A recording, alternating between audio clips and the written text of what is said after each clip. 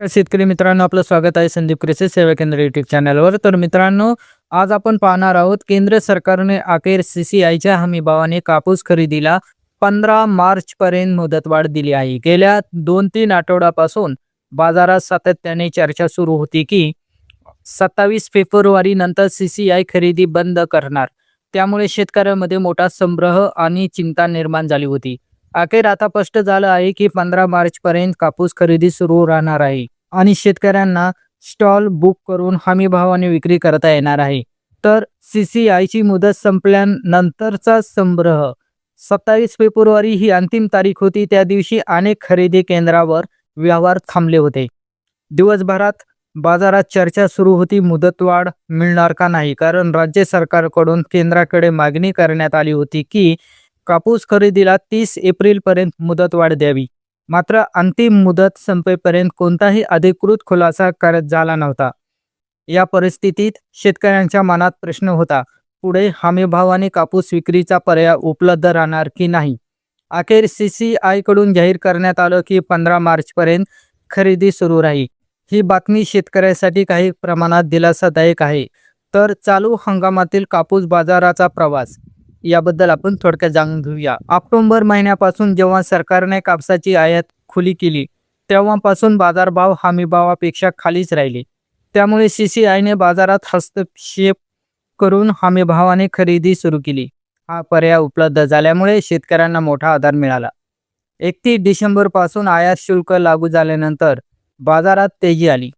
कापसाचे दर हमीभावापेक्षा वर गेले आणि काही बाजारात 8,000 रुपयांपर्यंत पोहोचले. जानेवारीच्या दुसऱ्या आठवड्यापर्यंत दरवाढीसाठी पोषक वातावरण होतं. अनेक अभ्यासकांचा अंदाज होता की बाजारात अजून वाढेल. तर 15 जानेवारीला CCIने घोषणा केली की 19 जानेवारीपासून त्यांनी खरेदी केलेला कापूस विक्रीस काढणार आहे. यानंतर बाजारात मोठा बदल झाला. सर्वांच्या नजरा CCIच्या विक्री दरावर होत्या, कारण दर CCIने कमी दरात कापूस विक्री केली तर त्याचा थेट परिणाम बाजारावर होणार होता. आणि झालं तसंच. CCIने जाहीर केलेला विक्री दर अपेक्षेपेक्षा कमी होता. त्यामुळे बाजारातील तेजी थांबली आणि दरात घसरण सुरू झाली. यानंतर 2 टप्प्यात CCIने विक्री दर कमी केला. उद्योगांना स्वस्त दरात कापूस उपलब्ध झाला, त्यामुळे व्यापाऱ्यांनी शेतकऱ्याकडून जास्त दराने कापूस खरेदी करण्यास टाळाटाळ केली. परिणामी शेतकऱ्यांच्या कापसाचे भाव घसरले. सध्या कापसाचा बाजारभाव 7,200 ते 7,700 रुपयांच्या दरम्यान आहे. अनेक ठिकाणी हा दर हमीभावापेक्षा कमी आहे.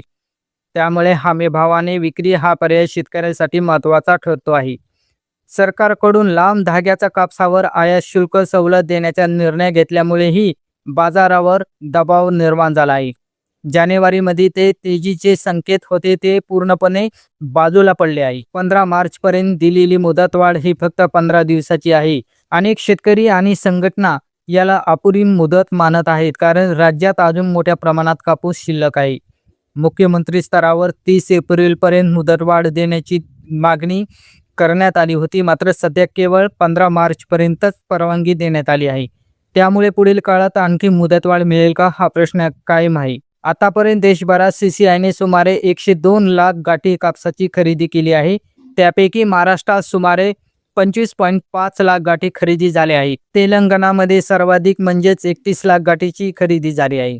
या 15 दिवसाच्या मुदतीमध्ये महाराष्ट्रातील खरेदी 28 ते 30 लाख गाठीपर्यंत पोहोचू शकते, असा अंदाज व्यक्त केला जात आहे. सर्वात महत्त्वाचा मुद्दा, पुढे काय करायचं. तर ज्यांच्याकडे कापूस शिल्लक आहे त्यांनी तात्काळ स्टॉल बुक करा. हमीभावाने विक्रीला प्राधान्य द्यावे. बाजारात दरवाढीची अपेक्षा ठेवून थांबणे सध्या जोखमीचे ठरू शकते.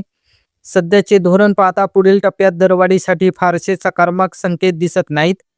त्यामुळे हमीभाव हा सुरक्षित पर्याय मानला जात आहे. सध्या जागतिक पातळीवरील मागणी, आयात निर्यात धोरण आणि CCIची विक्री धोरण यावर पुढील बाजार अवलंबून राहील. जर CCIने विक्री दर कमीच ठेवले तर बाजारावर दबाव कायम राहू शकतो. मात्र जर जागतिक बाजारात तेजी आली किंवा देशांतर्गत मागणी वाढली तर दर सुधारू शकतात. त्यामुळे शेतकऱ्यांनी दररोज बाजारातील घडामोडीवर लक्ष ठेवणे आवश्यक आहे. सध्या परिस्थिती अशी आहे की 15 मार्चपर्यंत हमीभावाने विक्रीची संधी आहे. बाजारभाव हमीभावापेक्षा कमी आहे. पुढील दरवाढीबाबत आहे, म्हणून ज्यांच्याकडे कापूस शिल्लक आहे त्यांनी हमीभावाच्या गांभीर्याने विचारात घ्यावा. शेतकरी बंधूंनो, ही माहिती तुमच्यासाठी अत्यंत महत्त्वाची आहे. अशाच अचूक आणि विश्वासासह कृषी माहितीसाठी संदीप कृषी सेवा केंद्र या चॅनलला नक्की सबस्क्राईब करा. व्हिडिओला लाईक करा आणि जास्तीत जास्त शेअर करा. धन्यवाद. जय जवान जय किसान.